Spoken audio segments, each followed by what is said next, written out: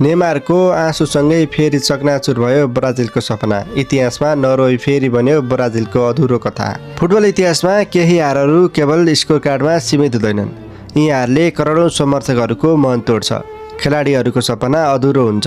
Brazil र नेमारका लागि नरोई विरुद्धको रात एउटै यस्ता पीडादायी अध्याय बन्यो। 5 पटक विश्वकप जितेको ब्राजिल, पेलेदेखि रोनाल्डो र रोनाल्डिनो हुँदै नेमारसम्म महान खेलाडी जन्माएको ब्राजिल फेरि एकपटक विश्वकप सपनाबाट टाढा रह्यो। विश्व फुटबलमा राज गरेको ब्राजिलका लागि नरोई भने इतिहासदेखि नै कठिन चुनौती बन्दै आएको छ। विश्व फुटबलमा धेरै देशमाथि आफ्नो दबदबा बनाएको ब्राजिलले अहिलेसम्म नरोई विरुद्ध जित निकाल्न सकेको छैन।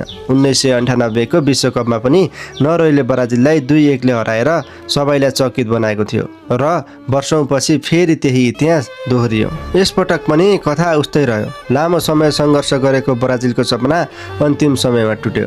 अर्लिङ हल्यान्डले 79औं मिनेटमा पहिलो गोल गर्दै ब्राजिललाई अग्रता दिलाए। ब्राजिल फर्किने आशामा थियो, तर 89औं मिनेटमा फेरि अर्लिङ हल्यान्डले गोल गर्दै ब्राजिलियन समर्थकहरूको मुटु तोडिदिए। त्यसपछि नेमारले हार स्वीकारेनन्। अन्तिम समयमा देशका लागि लडिरहेका नेमारले 110औं मिनेटमा पेनाल्टी मार्फत गोल गर्दै एउटा अन्तिम आशा जगाए, तर समय सकिसकेको थियो र अन्तिम सिटीसँगै ब्राजिलको विश्वकपको सपना फेरि अधुरै रह्यो। जुन खेलाडीले वर्षौंसम्म ब्राजिलको जर्सी लगाएर करोडौँ समर्थकलाई खुसी दिए, त्यही नेमार अन्त्यमा निराश देखिए। गोल गरे, सङ्घर्ष गरे, सबै दिए, तर विश्वकपको सपना पुरा गर्न सकेनन्। एकातिर हाल्यान्ड र नरोईको ऐतिहासिक खुसी थियो, अर्कोतिर नेमारको आँसु र ब्राजिलियन समर्थकको मन पीडा। कहिलेकाहीँ फुटबल निकै निर्दय हुन्छ।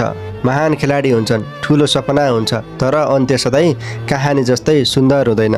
ब्राजिलको 5औं तारापछि 6औं ताराको प्रतीक्षा अझै जारी छ अनि नेमारको विश्वकप सपना फेरि अधुरै रह्यो।